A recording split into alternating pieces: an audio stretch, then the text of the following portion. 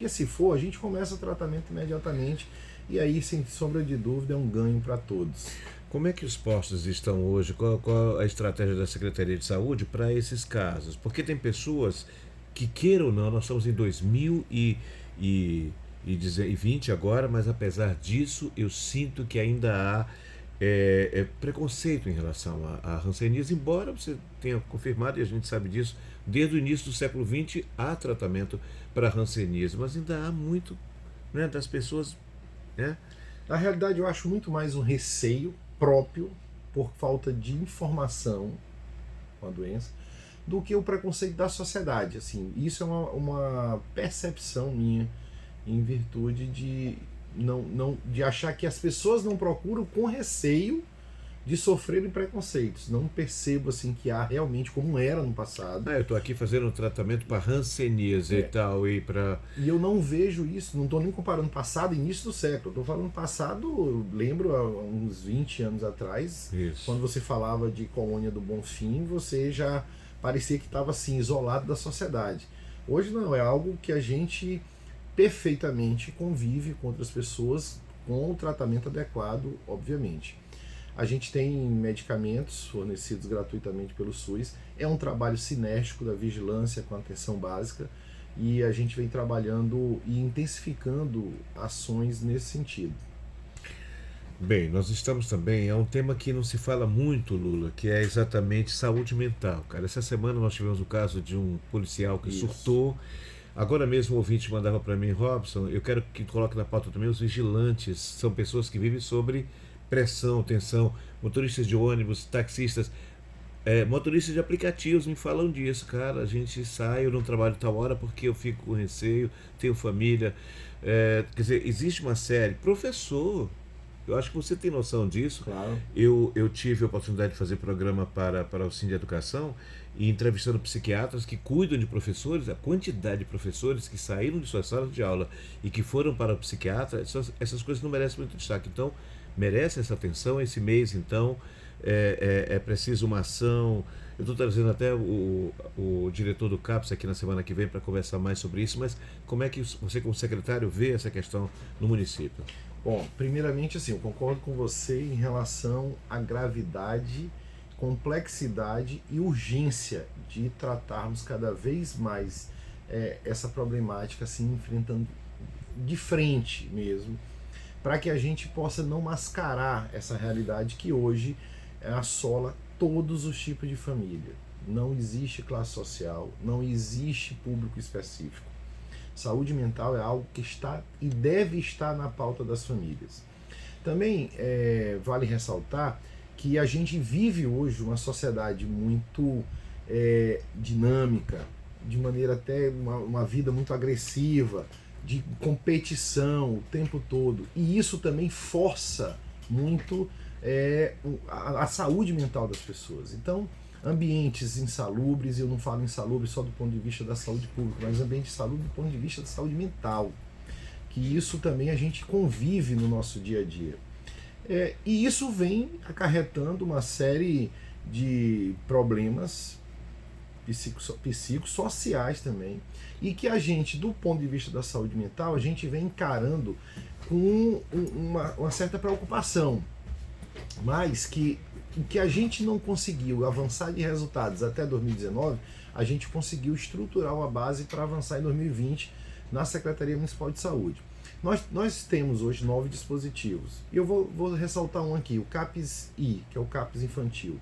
É impressionante o número de alunos que chegam com ideação suicida, com automutilação. É impressionante. Ainda temos esse número muito alto. Muito. E isso está nas famílias. Problema quando você começa a averiguar, a aprofundar a investigação, o atendimento, você percebe que é dentro de casa. As famílias estão cada vez mais ausentes, porque os pais estão cada vez mais buscando trabalhar para ofertar o mínimo de conforto dentro de casa, mas esquece o que é mais importante, que é aquele convívio familiar, que é aquele afago, que é aquele carinho, que é aquela atenção. E isso tem desencadeado uma série de processos. E eu não estou aqui dizendo que esse é a única causa ou a principal causa. Estou dizendo que é uma das causas. Lógico. Quando a gente vai para o CAPS-AD, nosso CAPS álcool e droga, a gente percebe também que a drogadição é um problema que vem crescendo demais na nossa sociedade, pela facilidade, pelo acesso, pelo barateamento de custo de algumas drogas e álcool também, e isso vem desencadeando um processo muito sério de desestruturação social, de desestruturação familiar.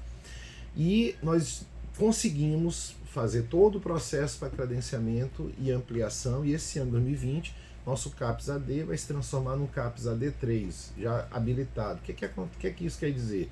Que a gente sai de uma unidade que atende durante o dia e vai passar para uma unidade 24 horas, haja visto uma necessidade que a gente sentiu.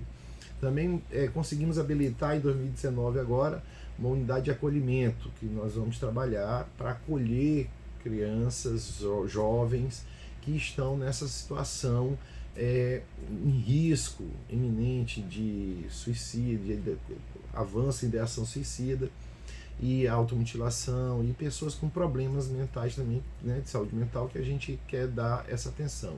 Ampliamos em 2019 residência terapêutica, tínhamos 3, agora ampliamos mais uma, para que a gente... Aí são pessoas que moram mesmo no local, né? Uma unidade que as pessoas com problemas mentais moram. Ali elas têm uma certa autonomia vigiada, mas elas moram. Né? A gente tem 4, já que também acolhe várias pessoas já na nossa cidade.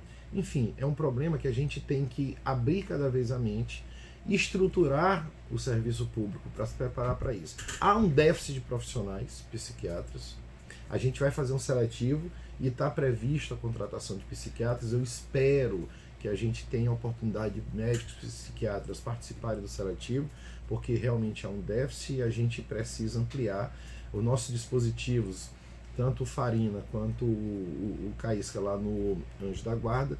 A gente tem uma demanda absurda de pessoas procurando marcar consultas e a gente tem uma certa dificuldade de marcar e acompanhar em virtude do grande número de pessoas que procuram hoje a rede pública.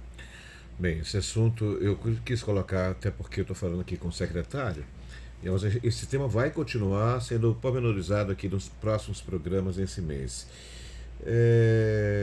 Eu tenho que colocar de novo aqui um tema, porque isso tem assombrado, inclusive nas redes, aquela história do reposicionamento de verbas do SUS.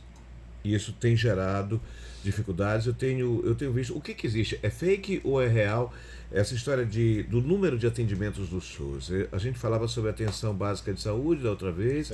Você disse que você vai ter que demonstrar as pessoas que estão sendo, a quantidade de pessoas atendidas, mas parece que isso está numa região, num aspecto macro também, de que agora não tem mais um número, uma faixa de dinheiro definida para milhões de não sei o que, não. Vai também ser colocado esse dinheiro em função da quantidade. Por exemplo, eu estou registrado, eu tenho meu cartão do SUS, por exemplo, eu tenho o meu. Então, em função dessas pessoas que estão com seu cartão para atendimento, como me explica melhor isso? Na realidade, não tem muito a ver em ter ou não ter cartões SUS. Isso viralizou em redes sociais, no WhatsApp. Olha, faça seu cadastro, faça seu cartão, que agora recebe por cadastro. Não é bem isso. Cada equipe de estratégia de saúde da família tem que cadastrar 4.000 pessoas em média. Por que em média? A gente tem uma unidade aqui no São Francisco, por exemplo. É um bairro de uma densidade habitacional muito grande. Então é possível você cadastrar 4.000 pessoas muito fácil. Aí a gente tem uma unidade no Coqueiro, bem afastado. Um bairro com áreas de sítio, com áreas maiores. E aí como é que você vai chegar a 4.000? Então você vai ter que ter uma área muito maior de abrangência. Talvez você não consiga 4.000. Só um título de exemplo. Então lá você pode ter 3.500, no São Francisco 4.500. De modo que você tem uma média de 4.000 pessoas cadastradas por equipe. Esse cadastro é que vai contar para você receber recurso. São Luís hoje tem 1.600.000 cartões SUS cadastrados. Nós temos menos de 1.100.000 habitantes. Nós temos 1.600.000. Por quê? Porque é fácil. A gente não pode negar acesso. A pessoa chega com um comprovante de residência, diz que está morando com um parente, e a gente vai ter que atualizar o cartão e trocar aquele endereço. Então fica como se fosse morador de São Luís. Não é isso que vai gerar recursos para São Luís. O que vai gerar é o cadastro na equipe de estratégia de saúde da família, que está devidamente acompanhando aquele cidadão, aquela cidadã, aquela criança. Isso sim vai gerar recursos. Qualquer cidadão que tenha alguma vulnerabilidade social, por exemplo, se for beneficiário do Bolsa Família, se for tiver até 2 salários mínimos declarados, isso vai gerar um ganho extra de 30% no valor do repasse. Então, isso também a gente está atento a esses fatores. Esse é um dos pontos, que é a captação ponderada. Mas a gente tem também o pagamento por desempenho. São 7 indicadores. Nós temos pré-natal, nós temos exame de sífilis em gestante, nós temos exames de insulina glicada, a gente tem hipertensão. Então, assim, uma série de coisas que a gente vai ter que fazer acompanhando por indicadores, que isso também vai gerar recursos. Aferição de pressão, por exemplo. Então, assim, isso vai forçar os municípios, e a gente está atento a isso também, a ter uma maior atenção num público muito vulnerável, que é o público diabético e o hipertenso. E isso, somado à atenção de saúde ao idoso, vai gerar benefício para a população, porque a gente vai estar muito mais próximo dessas pessoas com morbidade que podem gerar doenças crônicas no futuro, e a gente vai poder receber por isso. Então a gente vai, com certeza, os municípios vão procurar fazer isso, atender muito mais esse tipo de público. A última vez que você veio aqui, você falava sobre novas viaturas de SAMU. Como é que está isso aí? Bom, SAMU, eu gosto de falar, a gente tinha uma frota com média de vida de ambulância de 7 a 10 anos, nós rezeramos tudo, compramos frota nova, nossa frota tem 2 anos e a gente já está renovando 100% da frota agora. Já trocamos 8 ambulâncias, vão chegar mais 3, nós vamos ter 100% da frota renovada. Então, frota toda com menos de 1 ano de uso. Então, isso para São Luís é muito bom. Por quê? Porque gera muito mais efetividade quando as ambulâncias têm menos problema. Agora, é um uso absurdo. A ambulância roda em torno de 200 mil quilômetros no ano. Então, a gente também já vai se preparando para 2021 pensar em trocar alguma das ambulâncias, mas sempre manter o SAMU com frota renovada. Mas mais do que isso, nós temos a CIA, que é a Central Interna de Ambulância, que regula aquelas ambulâncias brancas que fazem transporte interhospitalar, que leva paciente para fazer exame. Nossa frota é muito antiga, nós temos ambulância com mais de 10 anos de uso. E muitas delas com problemas, com defeitos. Essa semana agora mesmo, uma técnica de enfermagem reclamava que ela demorou muito do Quatrac para o Socorrão 1 porque não tinha sirene. Então a frota sucateada, mas nós ficamos atentos a isso, identificando esse problema ano passado, fizemos licitação, a licitação já finalizou, o contrato já foi assinado e agora no começo de fevereiro nós vamos ter 100% das ambulâncias brancas trocadas também. Todas as ambulâncias novas na nossa Central Interna de Ambulância. E detalhe, não tinha uma USA, que é uma unidade de suporte avançado.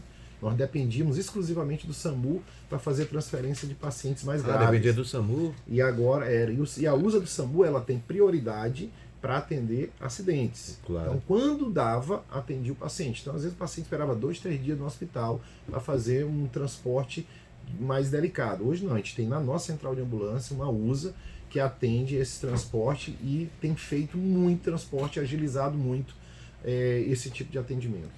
Marcação de consultas. Também um grande avanço da gestão do prefeito Edivaldo. Foi a primeira coisa que ele pediu para eu resolver esse problema. Eu gosto sempre de falar esse número. Em agosto de 2017, nós montamos um GT, um grupo de trabalho de marcação de consultas, identificamos 41 problemas relacionados àquela marcação de consultas.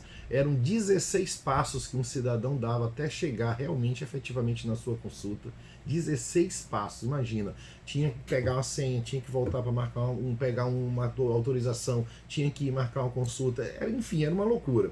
Hoje, esse cidadão dá 2 passos apenas, reduzimos de 16 para 2, e saímos em agosto de 2017 de 18.500 marcações mês para mais de 200 mil marcações mês agora. Em outubro, nós batemos o recorde, 247 mil marcações de exames e consultas em um único mês. Antes, você via a realidade, era ter que dormir na fila para tentar uma vaga. Hoje, a nossa realidade é completamente diferente. Nós temos 24 unidades marcadoras. Esse ano, 2020, nós vamos abrir mais unidades marcadoras ainda. A próxima será na Cidade Olímpica, já estive lá, estamos só identificando qual a melhor unidade. Cidade Poxa, Olímpica muito bom. é um aglomerado urbano gigantesco, tem 3 unidades de base de saúde e nenhuma marcação de consulta. Então o pessoal da Cidade Olímpica tem que se dirigir a outro bairro. Então esse ano a gente logo agora até março, a gente quer abrir da unidade da marcadora da Cidade Olímpica. E nós vamos só ampliar, nós estamos melhorando a oferta, identificando gargalos, fazendo mutirão para diminuir demandas reprimidas e procurando no seletivo que a gente vai fazer também identificar oportunidades de ampliar ofertas em especialidades que a gente tem mais dificuldade. Por exemplo, reumatologia, cardiologia, otorrino, neuro, essas especialidades a gente tem um pouco mais de dificuldade e a gente tem colocado no mutirão para tentar eliminar a demanda reprimida. Ainda aparece aqui no Repórter Difusor essas especialidades que você colocou. Como é que anda o atendimento lá no Clementino, lá ortopedia, que é ali eu considero aquilo ali também uma área complexa, vai-se muito para aquela região ali, para esses atendimentos, e nós temos hoje, eu estava vendo os números lá de Imperatriz, eu fiquei assustado, 90% dos casos de atendimento lá de SUS em relação a acidentes são com motociclistas, por exemplo. E não há um dia que a gente não fale de algum acidente aqui no programa, no intervalo de 2 horas apenas. É impressionante mesmo o número de acidentes de moto. Primeiro, a facilidade de adquirir o veículo, a moto. Segundo, que a gente ainda tem uma cultura nefasta e triste, principalmente não, no interior do estado, que é andar de moto sem capacete. Inclusive em BR. Quem viaja muito sabe que inclusive em BR, entre uma cidade e outra, as pessoas andam sem capacete. Então isso é normal. Parece que quem bota capacete é o estranho naquela cidade. Então isso é normal. Normal não, é natural, porque normal não é comum. E isso tem acarretado acidentes cada vez mais graves, com um traumatismo craniano. Então, o traumatismo craniano, a maioria das pessoas vem para cá ou vai para Imperatriz, dependendo da cidade que foi o acidente. No Socorrão 1, que é nosso hospital especialista em traumatismo craniano, traumatismo raquimedular, são hospitais que atendem demais esse tipo de paciente. Demais, exageradamente.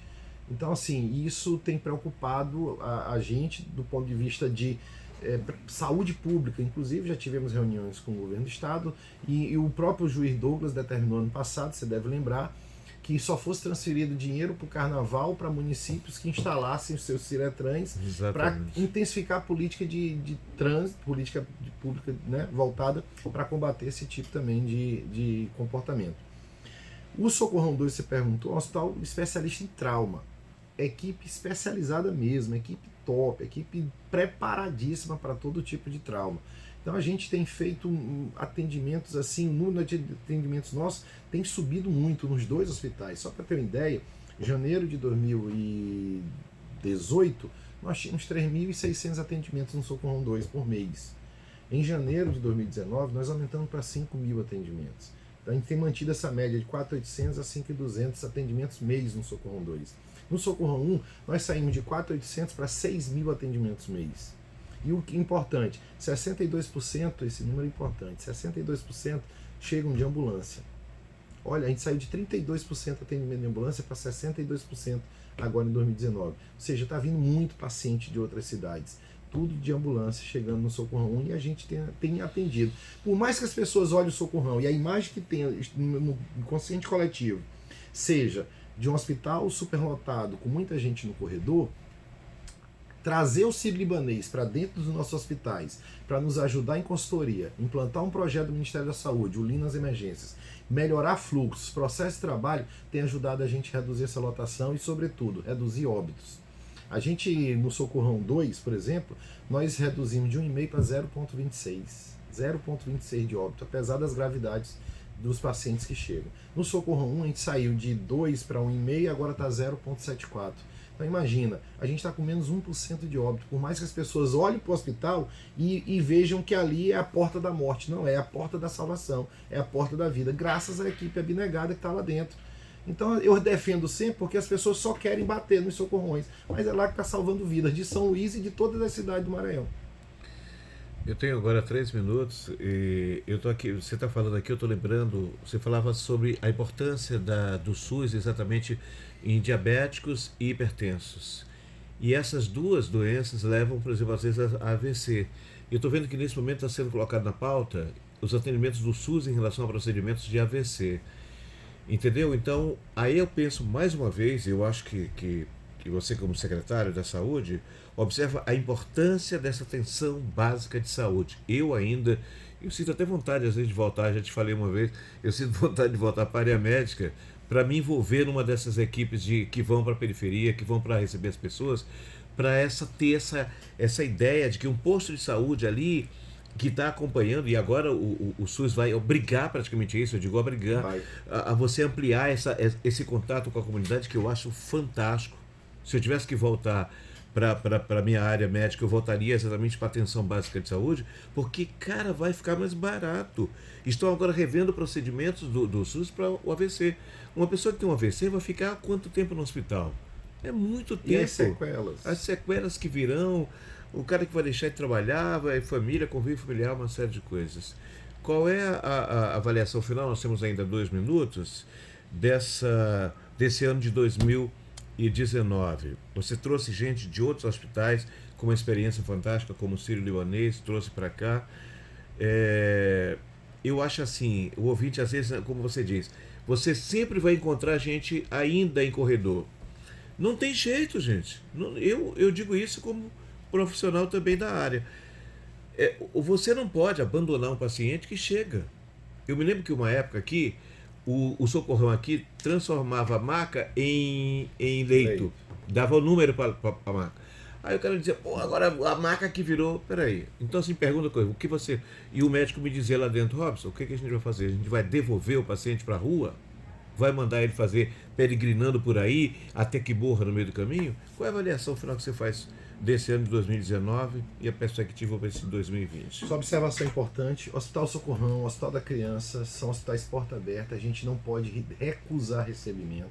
Só para ter uma ideia, ontem tinha um paciente do interior idoso com adenoide. O cara não conseguiu ser atendido em lugar nenhum. Foi ser atendido aonde? No Socorrão. Por que a adenoide estava lá e qual é o problema? Ele estava em risco de ter parada respiratória porque ele não estava mais conseguindo respirar. Então o Socorrão está salvando. O Socorrão está salvando. Como é que esse cara chega sem respirar? É porque ele já deve ter tentado tudo durante a vida toda em todo lugar. Quem salvou? O Socorrão 1. A gente atende todo mundo. E quando a gente transforma maca em número, em leito, a gente não recebe nada por isso. Zero. O SUS não paga nada por paciente no corredor. Zero. A gente bota ali por um simples controle interno, para a segurança do paciente, para evitar aplicações de medicamentos errados, o que são eventos adversos na saúde. Bom, esse ano, vou te dizer, é o ano da atenção básica ali na Secretaria de Saúde. Nós vamos dar enfoque total, é isso que a gente precisa. Você fala do AVC, mas tem outro grande problema associado à diabetes, que é o pé diabético. Grande problema. Eu estou com uma equipe agora, nós mapeamos aqui alguns pontos, estamos fazendo uma pesquisa, finaliza essa semana lá na nossa unidade, ali na Santa Casa, Retaguarda do Socorrão 1, para a gente identificar mesmo o perfil desse paciente, se ele teve acompanhamento ou não. Então, em breve, eu estou com essa pesquisa prontinha, a gente pode falar dela aqui. Eu queria saber mais sobre isso. Está finalizando essa semana. Muitas doenças que agudizam, que se tornam problemas sérios para paciente, inclusive acarretando morte, poderiam ser tratadas na atenção básica. E eu não estou falando de São Luís, estou falando geral do estado. Mas a gente tem que fazer nosso meia-culpa, fazer nossa lição de casa, e cada um tem que fazer a sua. Então a gente vai fazer isso. Nós vamos intensificar esse ano a parte de trabalhos com educadores físicos, com idosos, com pessoas com comorbidade, como hipertensão e diabetes, porque isso também, atividade física, é terapêutico. É importante tratamento para quem tem esse tipo de comorbidade, e a gente quer intensificar cada vez mais, acompanhando de perto, monitorando cada vez mais, para que a gente não deixe esse paciente agudizar. Porque, inclusive, outro grande gargalo é chegar lá no hospital precisando de hemodiálise. É um outro grande gargalo. E tem crescido muito o número de pacientes. Ontem, nós tínhamos 51 pacientes internados só por causa de hemodiálise, porque a gente está pleiteando novas vagas no centro que abriu do estado, para que a gente possa tirar esse paciente de dentro do hospital, porque ele está dentro do hospital só por causa da hemodiálise, ele não precisa estar lá internado. Exatamente. Mas sim, isso... ali é exatamente aqui no Monte Castelo. E aí, por que o pessoal critica o Socorrão? Não entendo. Não entendo mesmo, porque quem está salvando são os socorrões.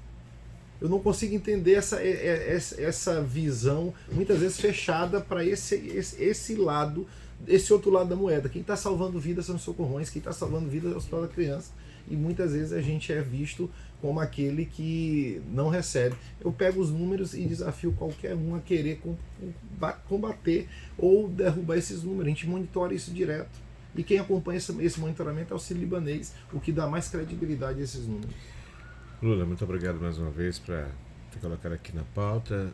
São desafios. A população continua crescendo, as pessoas às vezes não cuidam da saúde mesmo, elas negligenciam. Eu estou falando isso agora para a gente que está me ouvindo em vários lugares. Existe hoje quantos postos? Você tem hoje quantas unidades? Nós temos 51 unidades, esse ano a gente deve abrir mais 58, mas a gente vai ampliar sobretudo equipes de estratégia de saúde da família. E outra, esse ano a gente também começa a abrir unidades nossas no Saúde na Hora, que é a ampliação do serviço. Então algumas unidades de saúde nossas esse ano vão, em vez de fechar 17, vão fechar 18, mas esse não é o grande ganho. O grande ganho é que elas vão abrir dia de sábado. Ou seja, pessoas que não têm hoje a oportunidade no sábado, porque trabalham durante a semana, de ir consultar numa unidade básica de saúde, vão poder. Então nós já estamos todo o planejamento sendo finalizado para que a gente comece a abrir unidades, algumas unidades nossas, aos sábados. Vai ser um grande ganho para a população. Com certeza. Obrigado, Lula, mais uma vez. Vamos ao intervalo, o repórter Difusora volta já. Eu tinha até te passado.